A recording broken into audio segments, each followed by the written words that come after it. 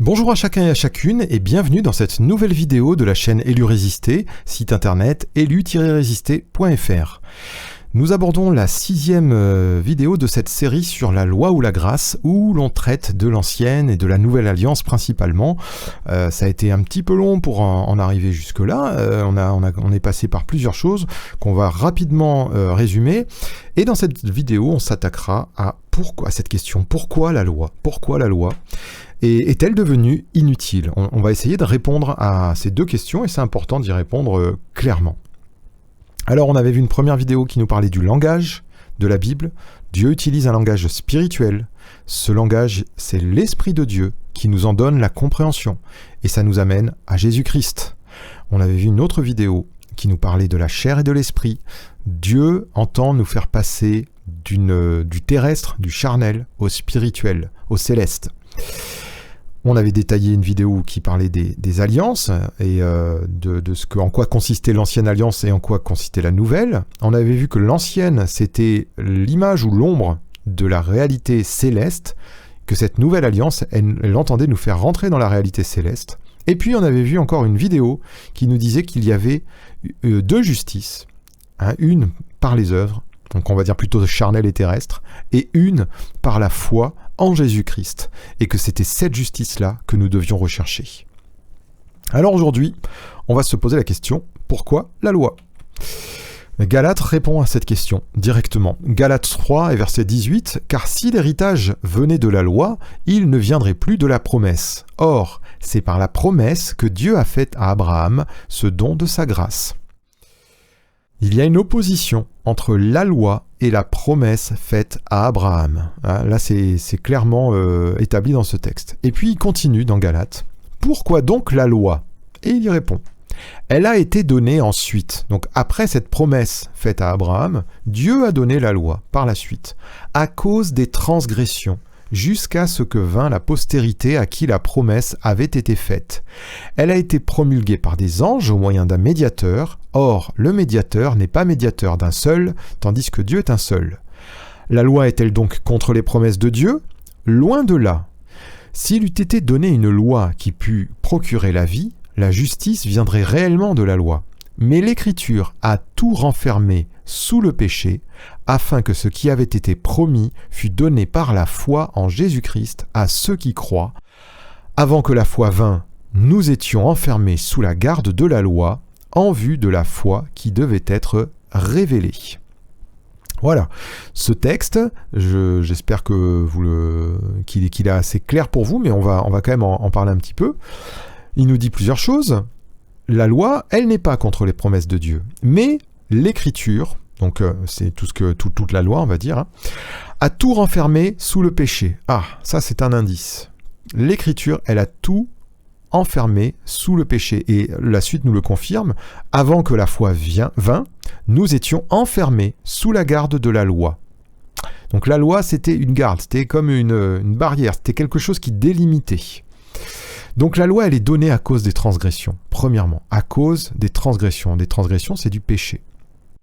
Elle est intervenue jusqu'à la venue de la postérité. Alors de quoi il parle ? Et là, je ne vous l'ai pas mis, mais c'est le verset 16 qui précède ce passage où il nous le dit. La postérité, c'est Christ, la postérité. Donc la loi, elle a été donnée jusqu'à Christ. Troisièmement, la loi, elle ne s'oppose pas à la promesse. Non, elle ne s'oppose pas.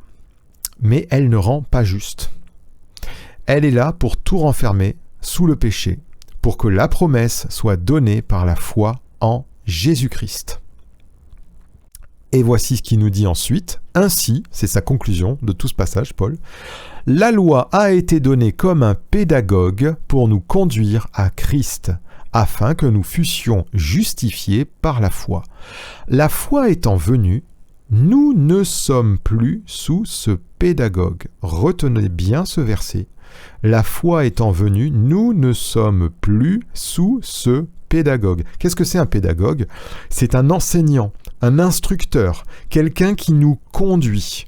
Un pédagogue, c'est quelqu'un qui nous conduit à un endroit où nous ne pouvons pas aller nous-mêmes, ou en tout cas où nous ne savons pas aller nous-mêmes. Eh bien, ce pédagogue, il nous conduisait à Jésus-Christ. Je fais une petite parenthèse, mais il y a beaucoup de chrétiens qui évangélisent en disant aux personnes « Jésus-Christ vous aime ». Bon, je dis pas que c'est pas vrai, je dis pas que c'est pas bien, mais attention, parce que comprendre l'amour de Jésus-Christ pour les hommes, c'est comprendre qu'il a aimé des hommes qui étaient pécheurs, et il les a aimés pour venir les sauver.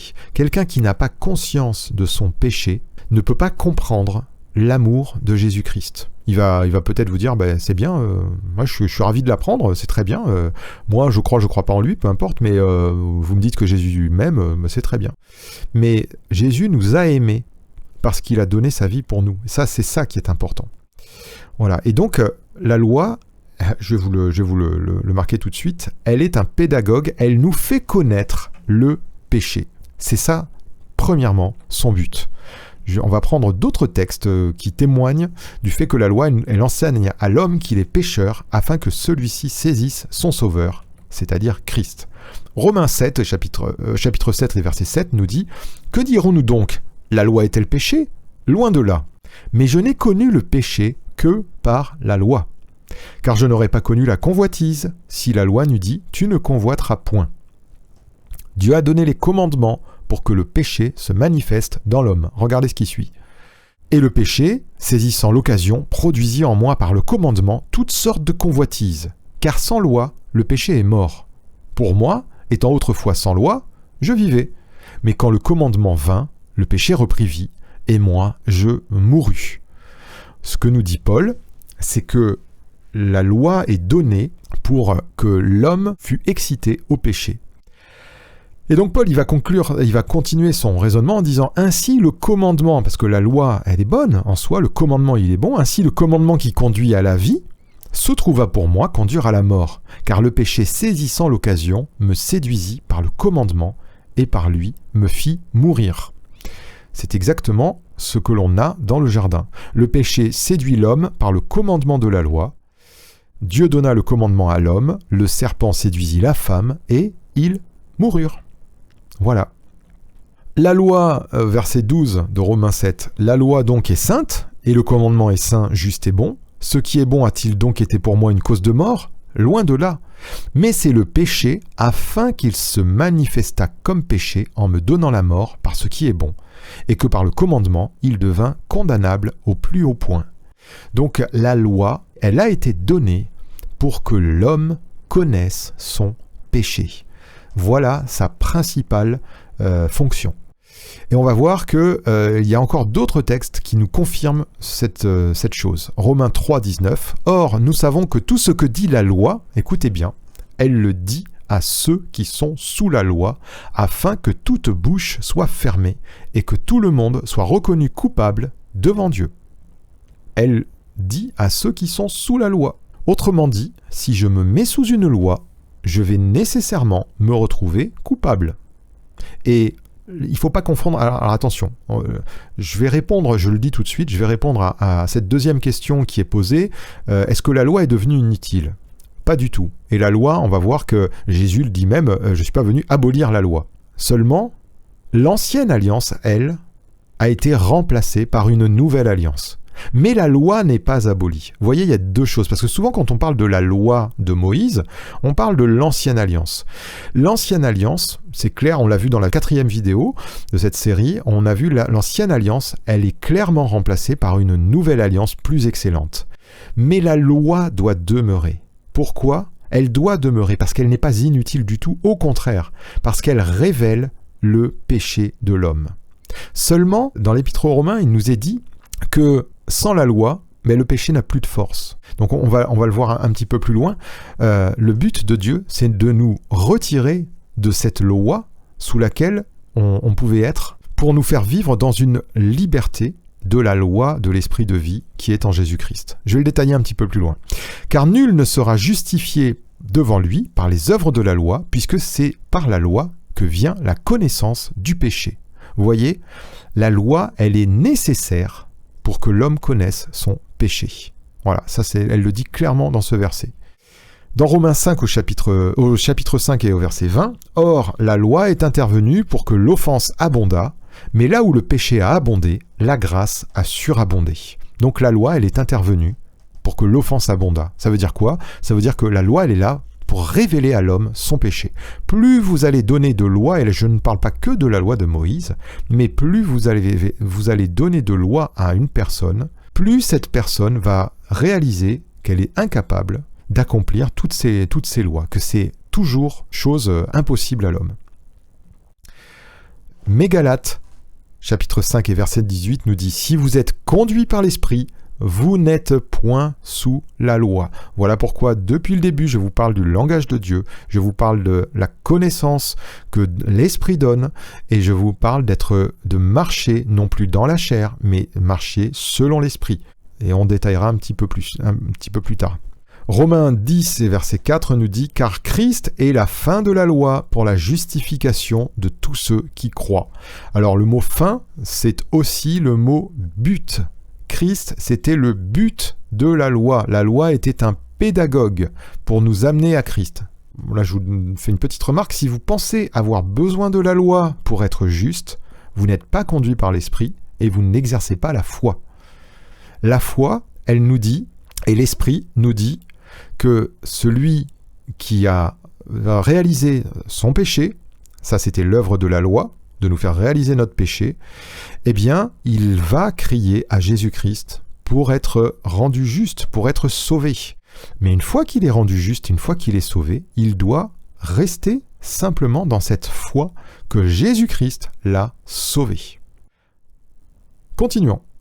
Alors la loi c'est fini, donc là j'ai déjà répondu en partie. Non, bien sûr, ce n'est point fini. Je vous remets ce verset. Si vous êtes conduits par l'Esprit, vous n'êtes point sous la loi. Ainsi, la loi a été comme un pédagogue pour nous conduire à Christ, Galates 3, verset 24, afin que nous fussions justifiés par la foi. La foi étant venue, nous ne sommes plus sous ce pédagogue. Et qu'est-ce qu'il nous dit plus loin? Car vous êtes tous fils de Dieu par la foi en Jésus-Christ. Vous tous qui avez été baptisés en Christ, vous avez revêtu Christ. Dans l'ancienne alliance, Dieu avait des serviteurs et des servantes. Dans la nouvelle alliance, Dieu a des fils et des filles. Alors, bien sûr, il est aussi dit que ses fils et ses filles le servent, d'accord? Mais il y a une différence fondamentale. La loi produisait des serviteurs, la grâce produit des fils et des filles. Si je continue ce passage de Galates 3, verset 28, « Il n'y a plus ni juif ni grec, il n'y a plus ni esclave ni libre, il n'y a plus ni homme ni femme, car tous vous êtes un en Jésus-Christ. Et si vous êtes à Christ, vous êtes donc la postérité d'Abraham, héritier selon la promesse. » Si vous êtes à Christ, vous êtes la postérité d'Abraham. Vous ne l'êtes pas selon la chair, la postérité d'Abraham. Vous pouvez être païen, vous pouvez être esquimau, vous pouvez être sud-africain, qu'importe. Dès l'instant où vous êtes en Christ, Christ, c'était la postérité qui devait venir. La postérité selon l'esprit et non pas selon la chair. Donc pourquoi il nous dit « il n'y a plus ni juif ni grec » ? Parce que le juif était distingué du grec. Souvenez-vous que la loi de Moïse, elle distinguait le juif du grec, des autres nations. Pourquoi il nous dit « vous n'êtes plus esclave ni libre » ? Parce que l'esclave était distingué du libre par la loi, encore une fois. Pourquoi il n'y a plus ni homme ni femme ? Parce que la femme était distinguée de l'homme par la loi. Vous allez me dire comment ? Premièrement, la circoncision. L'homme et la femme n'avaient pas la même place, et l'alliance était faite avec l'homme. Et bien sûr, sa femme était agrégée dans cette alliance, évidemment. Mais il y avait une distinction entre l'homme et la femme. Christ accomplit non seulement la loi, mais également l'alliance promise par Dieu à Abraham.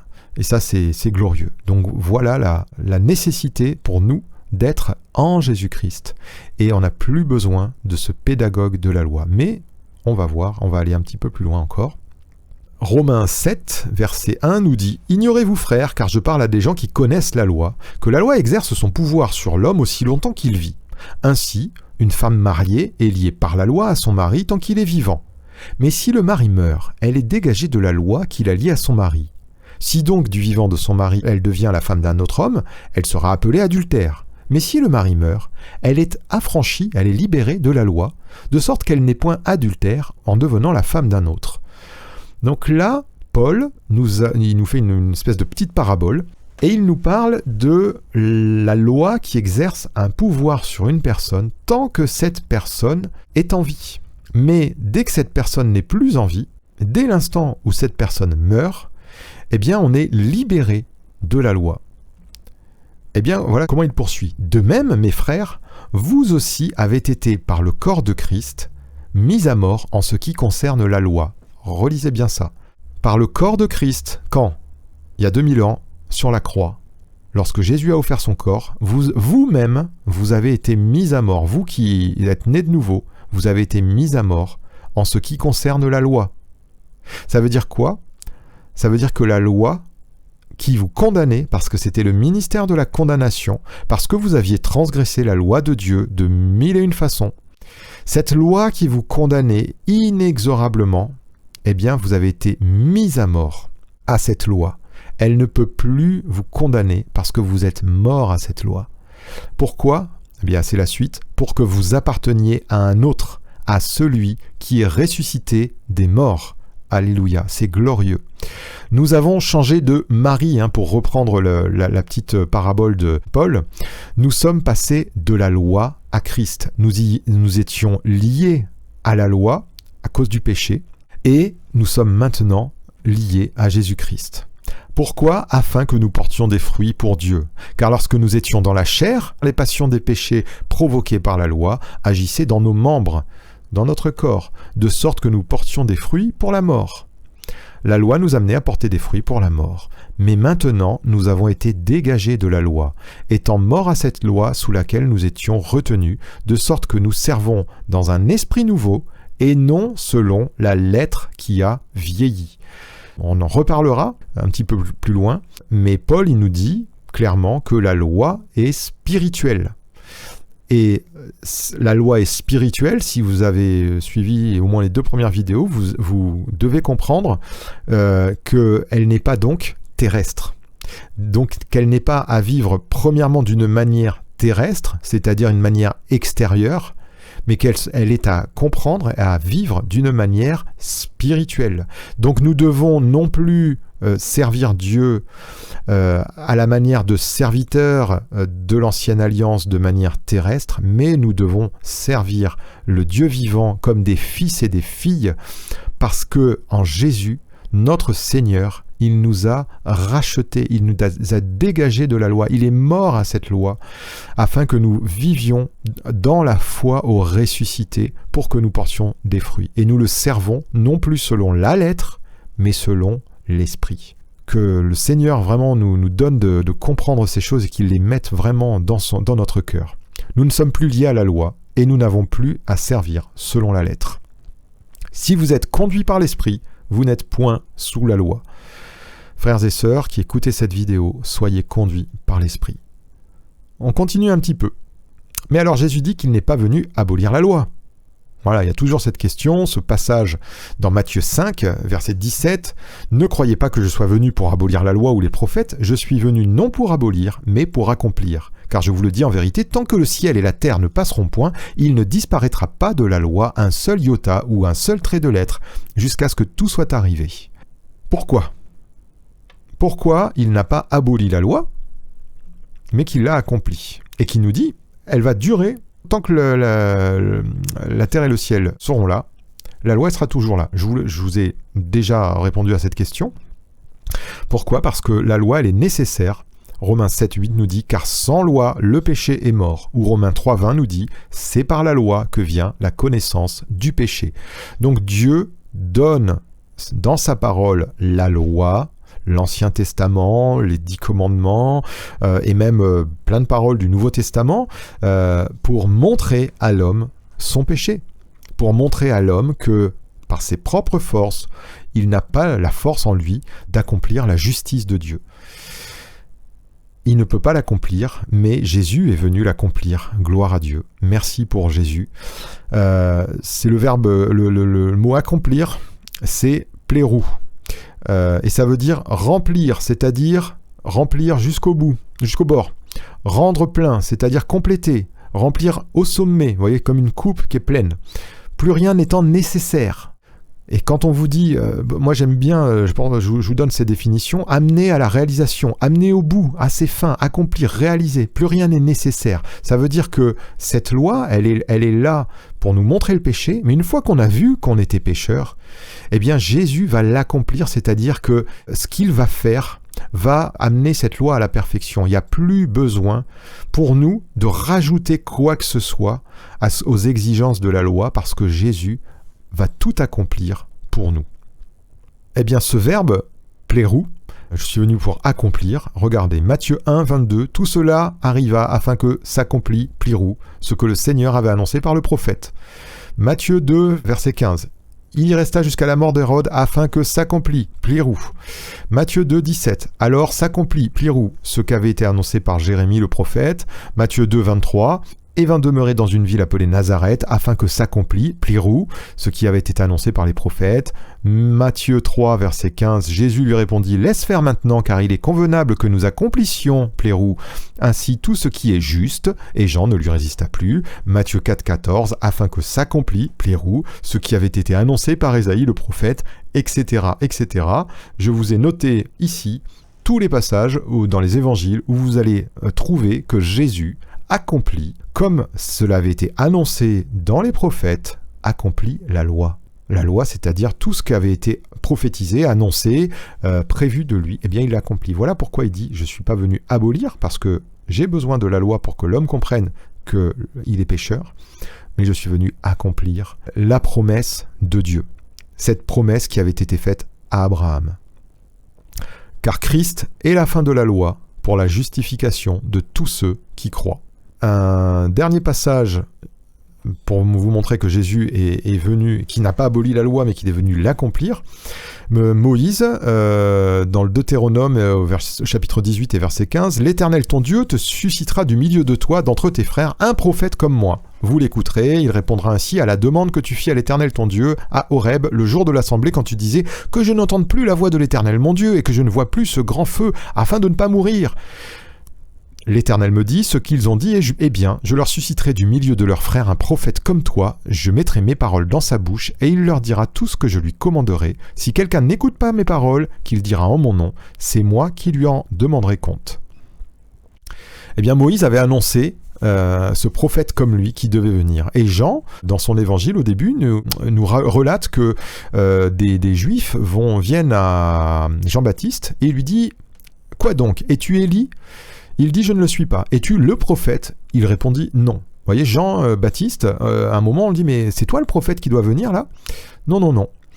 Et Pierre, lui, dans Acte 3, au verset 18, va dire « Mais Dieu a accompli de la sorte ce qu'il avait annoncé d'avance par la bouche de tous ses prophètes, que son Christ devait souffrir.